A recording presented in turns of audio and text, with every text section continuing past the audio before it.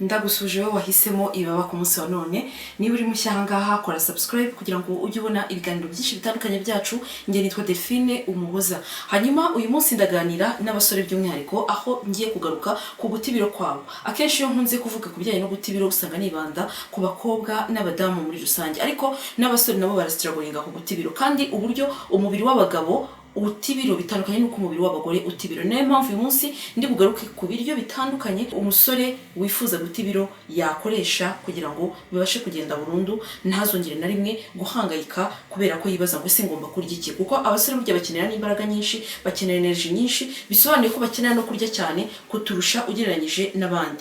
Hanyuma rero ntatinze, ikintu cya mbere umusore agomba kwibandaho mu gihe yifuza gutibiro ni ugufata ifunguro rikungahaye ku kirungo cya cinnamon. Cinnamon ubundi ni ikirungo cyiza twigeze tubibona kuri video zitandukanye twagarutseho zigaruka ku bijyanye no gutibiro, aho twabonye ko cinnamon yifitemo imbaraga zo gufasha umubiri gukamura amavuta mabi awurimo. Bityo rero ni ngombwa ko umusore agomba gufata cinnamon, yayifata mu cyayi, wayifata mu biryo, wayishyira he, cinnamon wayirya yonyine. Cinnamon ni ingenzi kuri we musore uri ku rugendo rwo guta ibiro, ugomba kuyifata mu byo urya.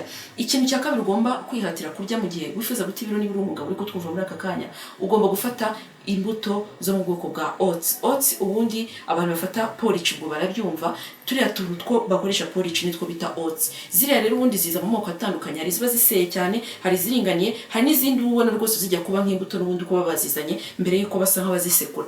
Bityo rero oats iyo yose wafata ukirinda kongeramo isukari nyinshi, ahubwo ugashyiramo amata kuko ni ingenzi, biragufasha bigatuma wirirwa umunsi wose uhaze. Hanyuma yiganjemo fibre nyinshi, ari nayo ituma umuntu ashobora guta ibiro cyane ugereranyije n'undi muntu wariye ibindi bintu mu gitondo. Ikindi kintu cy'ingenzi buryo ugomba gufata niba wifuza gutibiro, ugomba gufata ingano.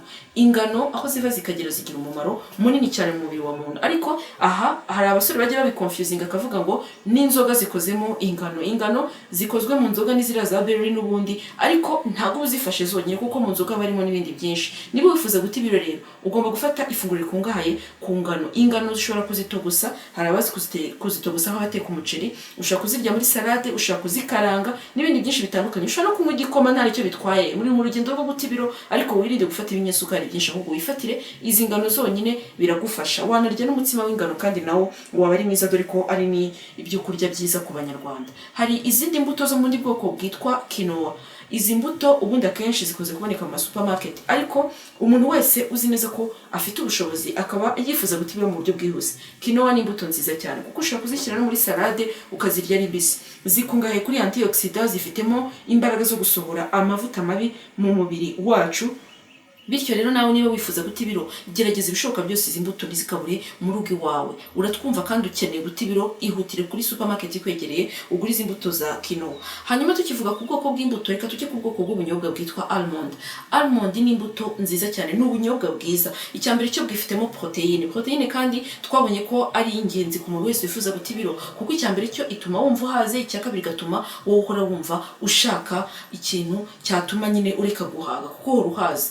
Hanyuma guhaga kwawe bigatuma utarya byinshi. Ni ingenzi rero ku muntu wifuza kunanuka ari umusore ko yafata imbuto zo mu bwoko bwa almond. Ikindi kintu ni green tea cyangwa se icyayi cy'icyatsi. Biriya bibabi ni ingenzi cyane, birimo antioxidant. Antioxidant ni ibintu bishinzwe gusohora imyanda mu mubiri. Mu myanda isohoka mu mubiri harimo n'amavuta mabi, ari nayo yayandi atubyibushya, ashobora no kuba yaragiye no muri za artère bikaba byadutera ibibazo birimo nk'ambori n'ibindi. Bityo rero nyaboneka fata green tea, irarura nibyo, ariko gerageza ibishoboka byose unywa icyayi cya green tea kuko kiragufasha niba uri umugabo uri kutwumva muri aka kanya guta ibiro mu buryo bwihuse. Ikindi kintu cy'ingenzi ugomba gufata mu bijyanye n'imirire yawe kugira ngo unanuke niba uri umugabo ni amagi.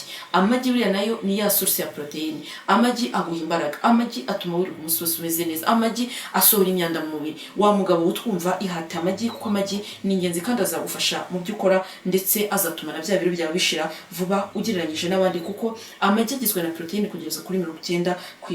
Hanyuma ikindi kintu cy'ingenzi umugabo yakagombye kurya niba yifuza guta ibiro ni amafi. Amafi buriya nayo cyane cyane ko ari ikiribwa cyiza, ni inyama nziza y'umweru idateje ibibazo ushobora gufata ikaba yatuma umubiri wawe umera neza, ikaba yatuma ibibi kuri mu mubiri bisohoka. Ibyo byose rero ni ingenzi cyane. Ku mafi rero uzajya ugura uwambere ufate inyama z'umweru nk'amafi, ni ingenzi cyane kuri wowe mugabo twumva. Tugeze ku mboga noneho. Ku muntu w'umugabo wifuza guta ibiro, imboga agomba kwihatira kurya ni spinach cyangwa se izi bita epinari. Epinari ubundi ni imboga nziza cyane, abandi bananiye ubwenge baranazihenda cyane ugereranyije n'izindi mboga.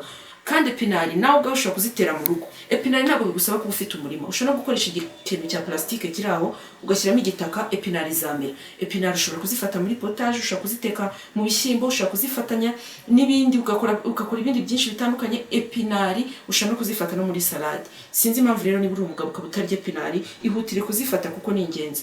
Tukivuga ku mboga, reka tujye no ku bishyimbo. Ibishyimbo rero nabyo ni kimwe mu bintu bikungahaye kuri proteine, kandi iyo biriye umunsi wose biguhaze, bikize kuri fibre. Urumva rero ibyo ni ibintu bibiri by'ingenzi ku muntu wifuza guta ibiro, fibre na proteine. Ibishyimbo ni ingenzi kuri wowe mugabo utwumva, ihatire kubirya uko byaba bimeze kose, kandi ibishyimbo ntibikabure kuri ibi kintu cyose ufashe. Niba ari ibya saa sita, niba ari ibya nimugoroba, ibishyimbo ntibikabure ku biryo byawe. Ikindi kintu cy'ingenzi ku mugabo wifuza guta ibiro, agomba kwihatira kurya ubwoko bw'amacunga butandukanye. Ubwo harimo amacunga asanzwe, harimo mandarine, harimo grapefruit, harimo n'ibindi byinshi bitandukanye. Amacunga akize cyane kuri vitamine C, akize cyane kuri antioxidant, akize ku bintu byinshi bishobora gusohora imyanda mu mubiri, higanjemo ya mavuta akubangamiye. Niba ufite ibintu by'ibicece, niba ufite ibintu bikubangamiye bikuvuna, ukumva rwose birakutera isoni nk'umuntu w'umugabo, ihutire kugura amacunga mu rugo rwawe kuko ni ingenzi kandi azagufasha mu buzima bwawe bwa buri munsi. Ikindi kintu ugomba kurya niba uri umugabo, ugomba kwihatira gufata ibijumba. Ibijumba ni ingenzi cyane. Ibijumba nubwo biryohera ariko isukari yabyo ni nziza kandi ntabwo ari nyinshi ugereranyije niba mu birayi. Ibijumba uzajya ubikenera kubirya cyane kugira ngo ubashe guta ibiro, kuko biguhereza imbaraga ukeneye, bityo bigatuma bikurinda no kurya ibindi biryo ukumva urahaze, bityo bya bindi bibi bikaba byagushiramo. Ikintu cya nyuma dusorejeho ku muntu w'umugabo wifuza guta ibiro vuba ni inanasi. Inanasi rero, buriya inanasi ni ingenzi cyane ku muntu w'umugabo. Inanasi ikize cyane kuri vitamine C kurenza n'izindi mbuto zose. Bityo rero niba wifuza kunanuka, hera ku nanasi, izatuma wumva umeze neza mu nda, isohora imyanda mu mubiri, maze ubashe kuguhereza na za karori ukeneye. Ibyo byose rero wabibona mu biribwa, bityo rero bigatuma na bya biro bitakara vuba kandi ukagira energy, ntucike intege ngo unanirwe gukora siporo cyangwa unanirwe gukora indi myitozo itandukanye igufasha kugira ngo ubashe guta ibiro. Ibyo byari ibiribwa rero bitandukanye umugabo agomba kwihata kugira ngo abashe guta ibiro. Nawe niba hari ikindi wakongeraho wacyandika muri comment, kandi wibagirwe gusangiza inshuti zawe iyi video. Urakoze cyane.